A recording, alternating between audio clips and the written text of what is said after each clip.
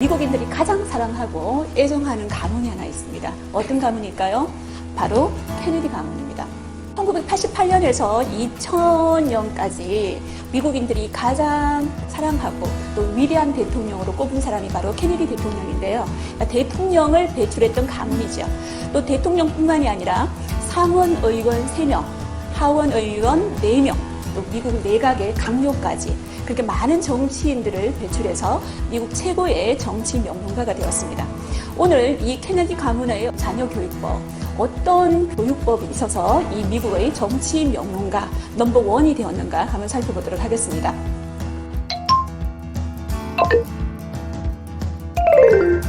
미국 35대 케네디 대통령의 취임식이 1961년에 열렸습니다. 미국 최연소 대통령입니다. 미국 사회가 개신교 국가인 건 아시죠? 그런데 카톨릭을 믿는 신자로서 최초로 대통령이 되었던 사람도 케네디입니다.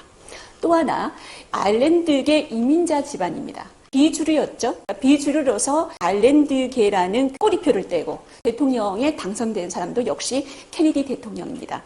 이 사람의 취임사는 레전드급이죠. 한번 볼까요? 국민 여러분, 국가가 여러분을 위하여 무엇을 해줄 수 있는지 묻지 말고 여러분이 국가를 위하여 무엇을 할 수 있는지 물어보십시오. 이 연설은 당시에 뉴 프론티어 정신이라는 캐치프레이즈를 가지고 대통령이 당선된 인물인 만큼 케네디 대통령의 한 캐릭터를 여실히 볼 수 있는 취임사 연설이라고 할 수가 있죠. 이 케네디 대통령의 부모님은 누구일까요? 바로 이 두 사람입니다. 왼쪽이 조지프 케네디고 오른쪽에 어머님이신 로즈 케네디 여사입니다. 아까 제가 케네디 대통령이 이민자의 아들이라고 그랬어요. 아일랜드계 이민자 아들이었는데 이 조지프 케네디의 등조부께서 미국으로 처음으로 이민 오셨습니다. 아일랜드에서. 그러니까 아일랜드에서 1847년에 감자 대기근이 일어나가지고 100만 명이 사망하고 100만 명이 미국으로 이민을 떠났습니다. 그중에 케네디 가문이 있었다는 거죠. 이 조지프 케네디 같은 경우는 굉장히 수완 좋은 사업가였습니다. 그리고 또 정치인이기도 했죠. 당시 케네디가 대통령 되기 직전에 조지프 케네디 같은 경우는 그러니까 영국 주재 미국 대사였습니다. 그러니까 돈과 권력을 가지고 있었던 사람이었죠. 이 조지프 케네디가 왜 돈에 집착을 했을까요? 권력에 집착을 했을까요? 아일랜드계에 대한 차별이 굉장히 많았다는 겁니다. 그러니까 조지프 케네디한테는 꿈이 있었습니다. 이 아일랜드계의 차별과 편견으로부터 벗어나기 위해서는 내 자식들을 성공시켜야 되겠다. 내 자식을 대통령으로 만들어야 되겠다. 이런 꿈을 가지게 된 거죠. 케네디의 아버지는 이런 목적으로 자녀 교육에 더욱더 심혈을 기울였다는 거죠. 그러면 이 케네디 대통령의 부모의 자녀 교육법 어떤 것이 있는지 한번 살펴보도록 하겠습니다. 우선 밥상머리 교육이 되겠습니다. 밥상머리 교육 그러면 우리나라 아니면 아시아에 특화된 그런 교육법이라고 알고 있는데 그렇지 않습니다. 그러니까 영국의 전통 교육법이라고 생각하시면 되는 거예요. 아주 오랜 기간 동안. 이 밥상머리 교육이 케네디 가문에서는 어떻게 이루어졌는지 한번 살펴볼까요? 이 밥상머리 교육의 가장 큰 핵심은 뭐냐 하면 식사 시간은 반드시 지켜랍니다. 케네디가에서 이 식사 시간은 헌법보다 더욱더 엄하게 지켜졌다고 합니다. 왜 이렇게 식사 시간을 엄수시켰냐 하면은 이렇게 해야지만 자녀들이 시간과 약속의 소중함을 알 수 있다는 거죠. 그것을 일깨우기 위해서 식사 시간은 반드시 지키라고 아버지 조지프가 자녀들한테 강조를 했습니다. 그리고 이 식사 시간에 항상 하는 얘기가 있습니다. 여러분은 혹시 식사 시간에 자녀들하고 어떤 얘기를 나누십니까? 이런저런 얘기를 나누겠죠. 그런데 이 케네디 가문에서는 어떤 얘기를 나누냐 하면 하루 일과를 점검하는 시간을 갖습니다. 그러면 아버지는 어떤 얘기를 할까요? 아버지는 당시에 사업가였기 때문에 사업과 관련된 다양한 이야기들을 이 어린 자녀들한테 이야기를 해줍니다. 그러면 그 자녀들은 세상사를 아버지 입을 통해 가지고 간접적으로 경험을 하는 거죠. 식탁이라는 이 공간이 이 자녀들에게는 세상과 소통하는 하나의 통로가 되었다는 겁니다. 그런데 여기서 이런 일도 일어났다고 합니다. 뉴욕타임스를 읽고 시사토론하는 자리가 바로 케네디 가문의 식탁 자리였다는 거죠.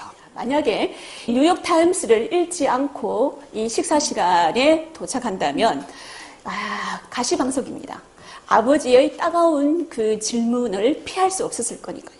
그래서 반드시 뉴욕타임스를 읽고 제 시간에 도착을 해야 된다고 합니다. 그리고 이 뉴욕타임스를 읽는 목적이 있습니다. 어떤 목적이 있냐면 현재 그 현안에 대해 가지고 아이들한테 다양한 지식을 가르쳐 준다는 거죠. 그리고 이 민주주의 소양을 함양시키는데도 이것만큼 좋은 게 없다고 합니다. 왜냐하면 토론을 하잖아요. 민주주의의 기본 정신이 대화와 토론 아니겠습니까? 그러니까 토론을 하고 남을 설득하는 그런 장면도 연출이 된다고 합니다. 대단하지 않습니까? 우리 집 아이들은 이렇게 시사 토론을 하면은 밥 안 먹는다고. 예, 예.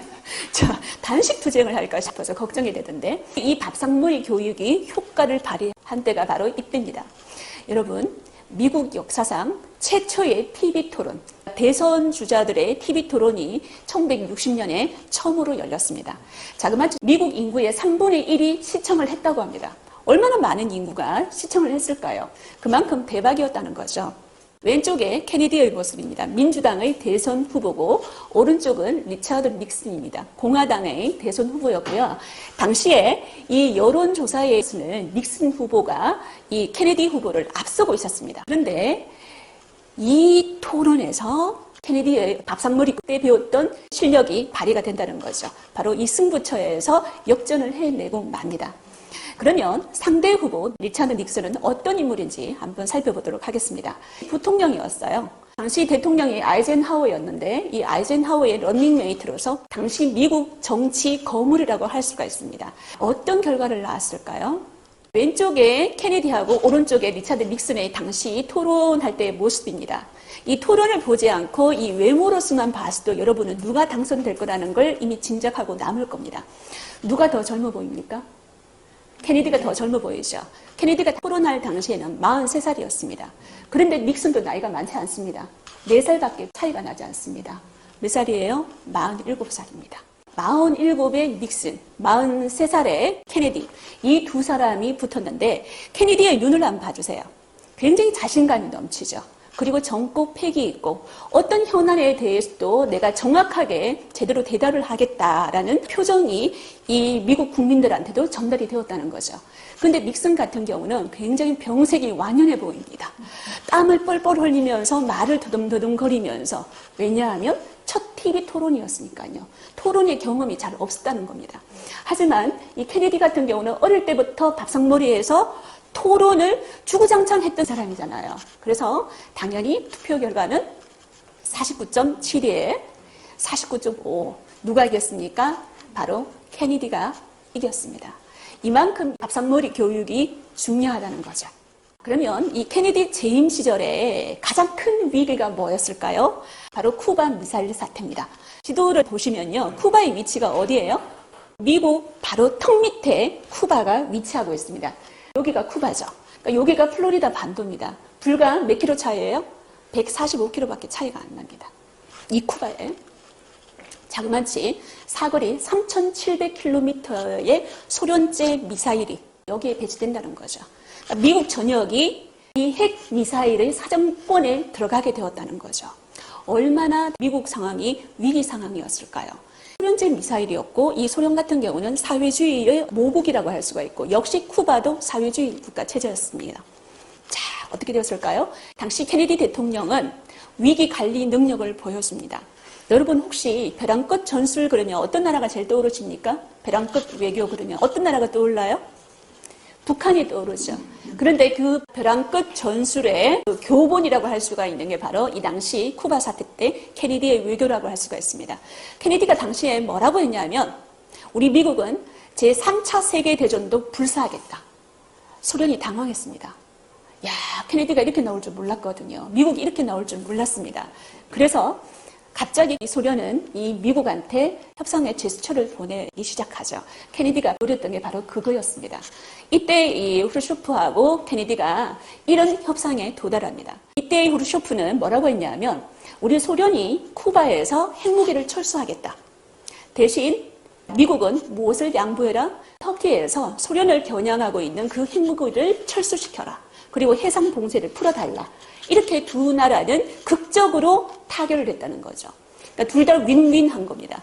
그리고 이 미소 냉전 시기 때 이 미소 양국 간에 처음으로 전화선이 개통이 되었습니다. 한 라인이 생기게 된 거죠. 이게 바로 케네디의 협상력이었다는 거죠. 이 협상력 어디에서 나왔습니까? 바로 박상머리 교육에서 나왔다는 거죠. 뉴욕 타임스를 읽고 시사 토론을 했던 거기에서 나왔다는 겁니다. 위대한 교육법이라고 할 수가 있죠. 두 번째, 케네디가의 자녀 교육법은 아버지의 믿음을 보여주어라. 그러니까 신뢰를 보여주어라 라는 거죠. 우리가 자녀들을 키울 때 가장 큰 고민이 뭐냐 하면 사춘기 시절을 어떻게 부모와 자녀가 좋은 관계를 가지고 지속해 나가고 그 시기를 극복할 수 있을까. 그게 가장 큰 고민이었잖아요. 이 케네디 대통령 같은 경우도 형이 사망을 합니다. 가장 믿고 따르고 또 존경했던 큰 형이 공군 조종사였는데 2차 세계대전 때 비행기가 추락해서 사망을 합니다. 형이 사망하고 난 다음에 이 JFK, 존 F 케네디는 굉장히 방황을 하기 시작하죠. 공부도 하기 싫었습니다. 아무것도 하기 싫었습니다. 아버지 조지프 같은 경우는 학교 선생님한테 많이 불려갔다고 해요. 그런데 한 번도 이 케네디를 향해서 꾸지람을 하지 않았다고 합니다. 대신에 뭐를 보냈을까요? 바로 편지를 보냈다고 합니다. 어떤 편지 내용인지 제가 한번 읽어보도록 하겠습니다. 아들아, 나는 잔소리꾼 아버지가 되고 싶지 않다. 내가 보기에 너는 확실히 훌륭한 재능을 많이 가지고 태어났어. 누구보다 뛰어난 능력을 가진 네가 재능을 제대로 발휘하지 못한다면 어리석은 노릇이 아닐까. 다만 훌륭한 판단력과 이해력을 겸비한 시민으로 자라주기를 간절히 바란다. 라는 편지를 보냈습니다. 다만 훌륭한 판단력과 이해력을 가진 시민으로만 자라주기를 바랬는데 케네디가 큰 일을 해냅니다.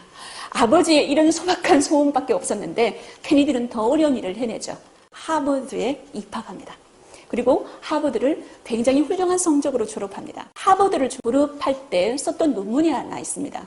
영국은 왜 잠자고 있는가? 그 논문이 당시에 베스트셀러가 되었다고 합니다. 혹시 아시는 분도 계셨을 건데 이 케네디 같은 경우는 퓰리처상 수상을 하기도 했죠.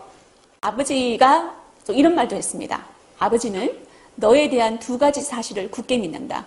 하나는 네가 누구보다도 슬기롭다는 것이고 또 하나는 멋진 아들이라는 것이다. 하버드 대학 졸업을 진심으로 축하한다. 저도 이런 편지 쓸 수 있는데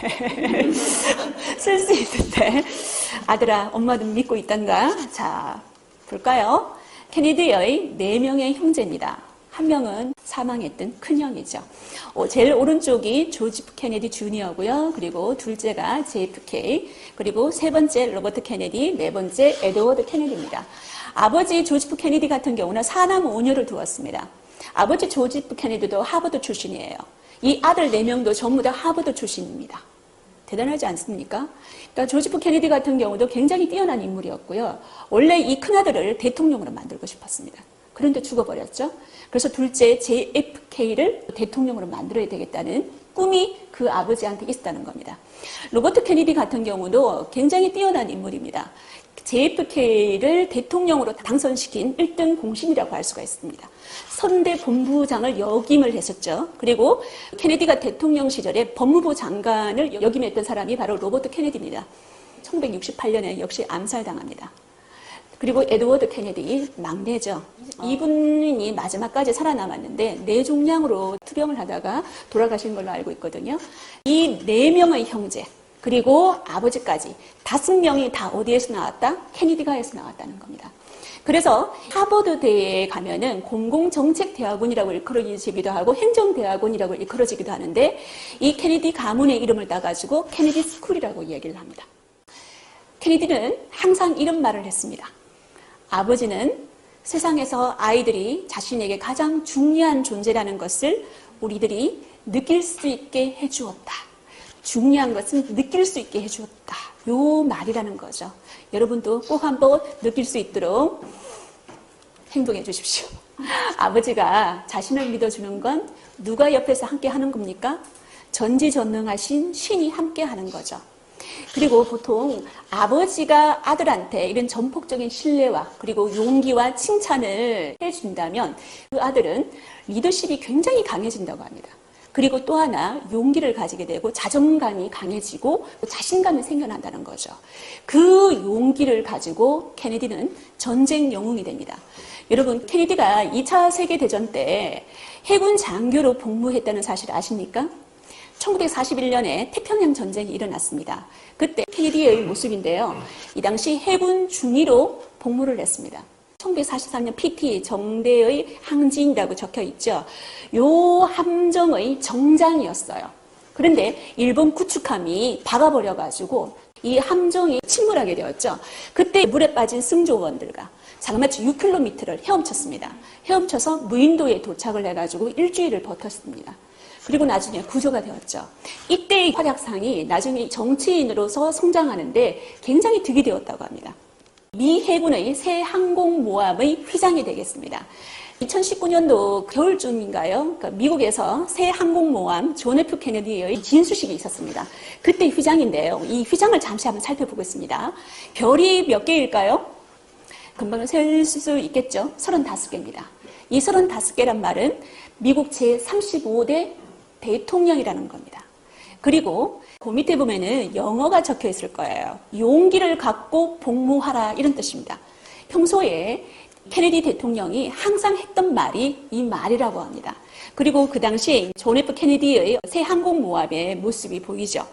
그런데 이 케네디 뒤쪽에 보면 둥근 게 뭘까요? 달이죠. 케네디와 달은 뗄래야 뗄 수가 없습니다. 자, 볼까요? 자, 케네디가 설계한 새로운 국가 비전. 바로 인간을 달나라에 보내는 겁니다. 미국의 우주 탐사가 이때부터 시작되었다는 거죠. 이 당시 소련은 우주 탐사 분야에 있어서 미국보다 앞서 있었습니다. 인공위성을 먼저 쏘아 보냈습니다. 그리고 당시 소련의 철강 생산량이 미국보다 훨씬 앞서 있었습니다. 이때 케네디 대통령이 제시했던 미국의 새로운 비전, 바로 인간을 달에 보내는 겁니다. 휴스턴에 있는 어떤 대학에서 케네디 대통령이 처음으로 이와 관련해서 연설을 했는 게 있습니다. 한번 읽어보도록 하겠습니다. 우리는 달에 가기로 결정했습니다. 우리는 달에 10년 안에 갈 것이며 다른 것들도 할 것입니다. 그것이 쉬워서가 아니라 어렵기 때문에 하는 것입니다. 정말 이게 실현이 됩니다. 그런데 케네디 같은 경우는 1963년에 암살되어서 달나라에 가는 것을 보지 못했잖아요. 그런데 이 사람이 만들어 놓은 이 비전, 설계한 이 비전은 마침내 이루어집니다. 1969년, 70년이 되기 1년 전에 드디어 미국의 유인 우주선 아폴로 11호가 달에 도착합니다. 닐 암스트롱이 처음으로 달에 발을 내딛는 순간입니다. 그의 꿈이 이루어진 겁니다. 지금까지 미국 정치 명문가 케네디가의 자녀 교육법에 대해서 이야기를 나누었습니다. 첫째는 밥상머리 교육이었고요. 두 번째는 아버지의 믿음을 보여주어라였습니다.